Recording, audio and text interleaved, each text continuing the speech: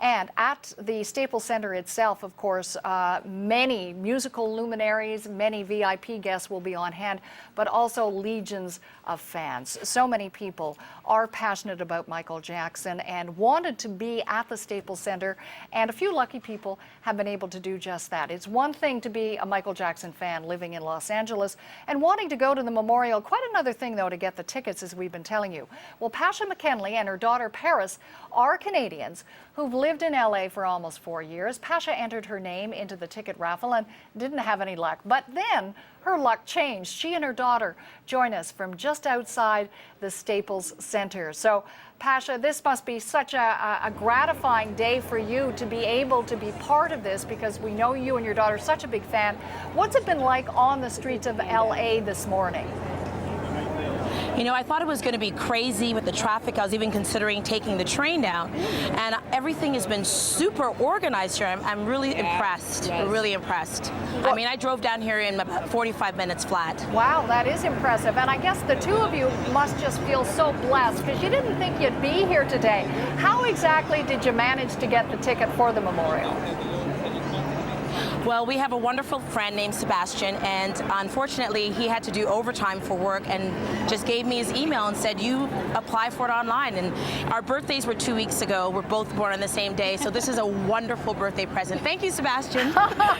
No doubt about it. Sebastian's a very good friend. So, Parris, tell me about the feeling in the crowd around you at the Staples Center. Now that we're about a half hour or so away from this public memorial, we've seen people keeping you company outside the Staples Center. What's it like for you? It's honestly probably one of the most surreal experiences. It's kind of really hard to imagine just being here and being in the crowd, what it's like. So many people coming out to show their support for Michael Jackson and his legacy, and it's just a wonderful feeling. It's vibrating with love.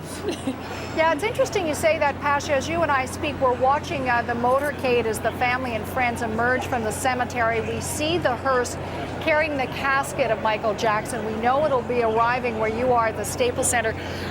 Are you emotionally prepared to see that?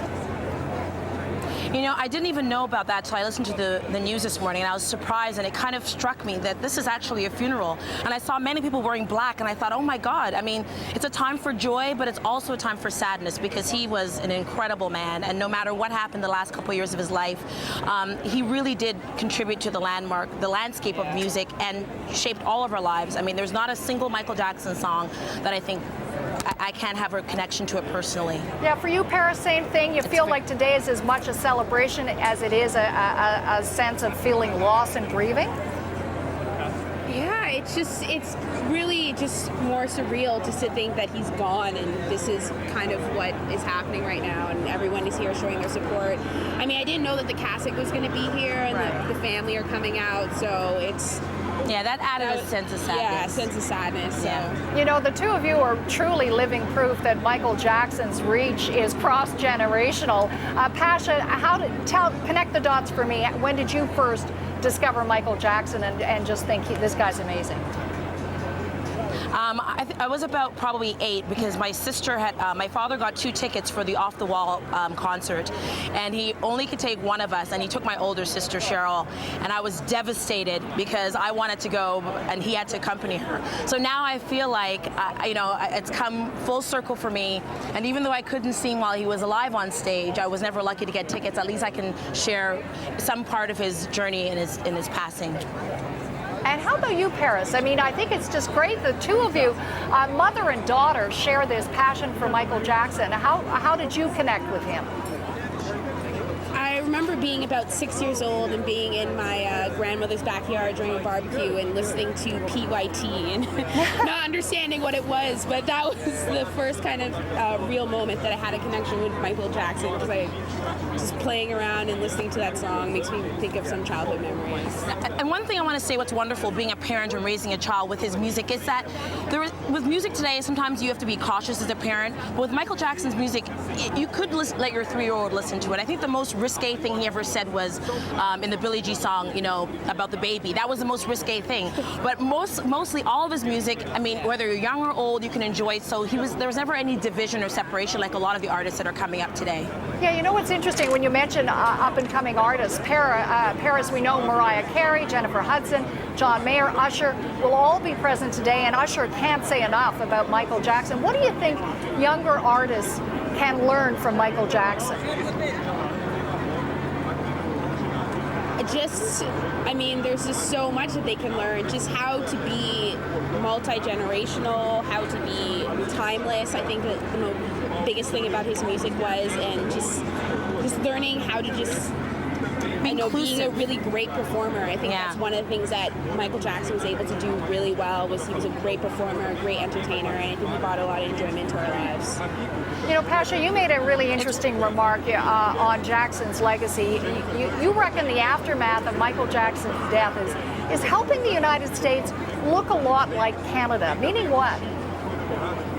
You know, the most interesting thing is that I've been here for 2 historical events since I moved here, and that was Obama being elected as a president and this. And I've always said to my friends that I find that America is not as multicultural as Canada in many ways. There are very few things that I find that people really come together.